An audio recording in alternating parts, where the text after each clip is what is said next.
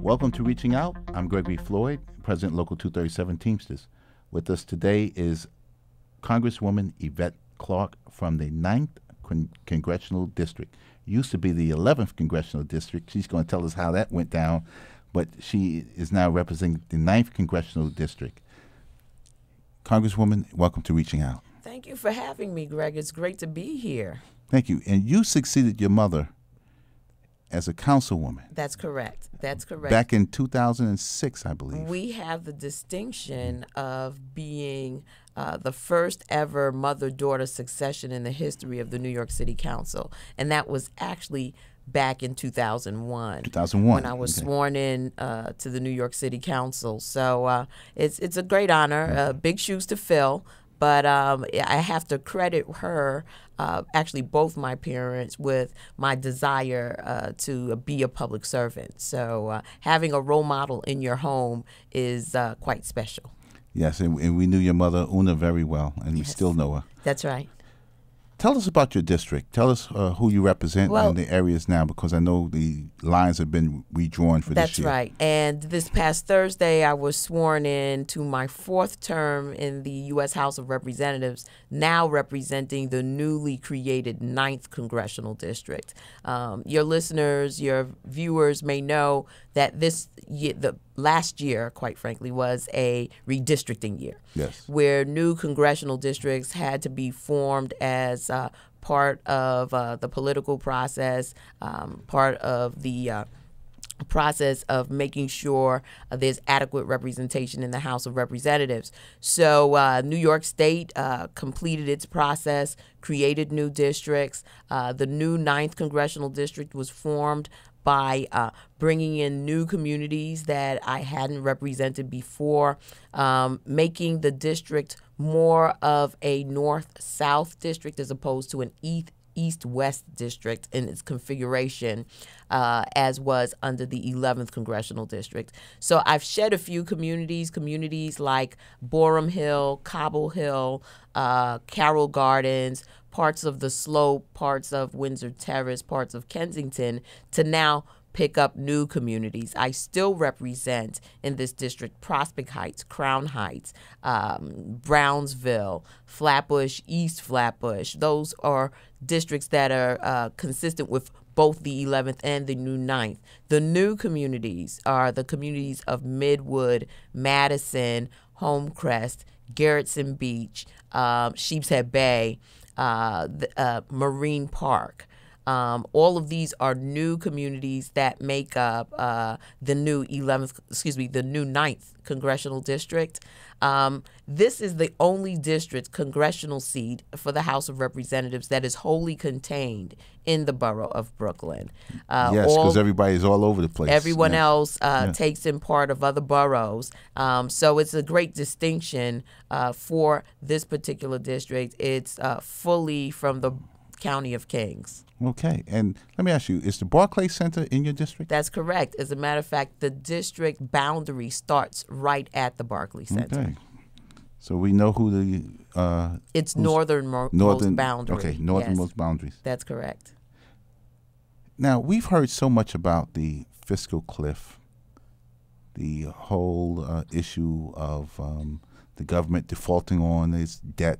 Can you briefly explain to some of us who really don't know what that means? Well, let me just say that all of what you've heard with regards to the finances of our nation have real consequences. The overriding concept is that the nation has been running a deficit and racking up tremendous debt as a result of a number of items that were unpaid for.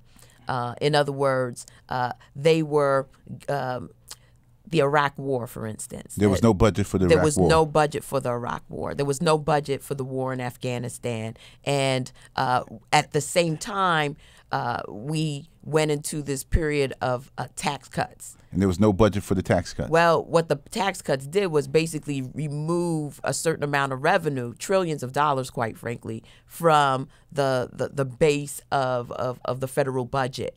And so with all of that, we've basically reached a point where we're indebted as a nation. We're borrowing to meet our financial commitments, and at the same time looking for ways to close that gap, to make sure we have more balance in our federal budget, and to grow the economy. So there were a number of things when we realized what the financial forecast was for the nation, that a number of actions that we needed to take.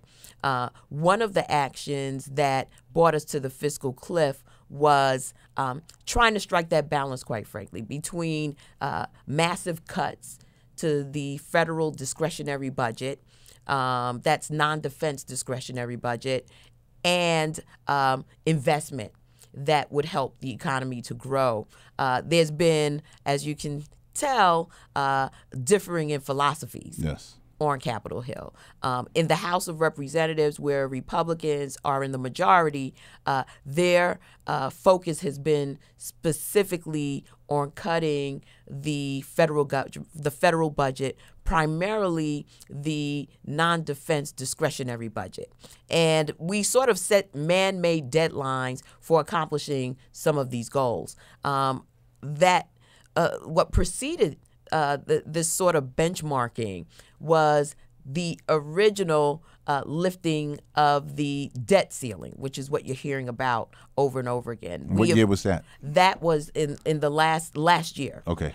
And what happened was, in order for us to not be held hostage to some members in the House of Representatives in the majority who wanted certain cuts to take place in the federal budget, it was negotiated that we would put in place a mechanism, which you hear called sequestration, that would have us do a real analysis of the budget, both in the defense end of the budget as well as the non-defense discretionary budget, to find some cost savings. In other words, do some cutting, but not to essential services. And that revenue would have to be put on the table, which is what you've been hearing President Obama talk about. So the debt ceiling has historically not been a point of contention. It has been a bipartisan mechanism for making sure that we meet, as a federal government, our debts, our things that we have already paid, that we have already used in terms of service or goods. We're now making good on our debts. And for the first time in the history of the nation, this became a bargaining chip for the other side of the aisle. So that is what brought us to the fiscal cliff. It was an agreement that we made as members of Congress to take a comprehensive look at the spending of the federal government and to, through a balanced approach, bring things more into balance, re-engineer, if you will, our federal spending habits, and do it in a way in which we protect the most vulnerable in our nation, and we do the type of investment that helps the nation to grow economically. We have not had everyone to agree that these are the goals, because one side of the aisle is specifically focused on cuts, and the other side of the aisle is focused on creating the balance that I described just a few minutes ago. I'm Gregory Floyd, President Local 237 Teamsters. You're listening to Reaching Out, and our special guest is Congresswoman Yvette Clarke from the 9th Congressional District. And we're talking about the federal budget.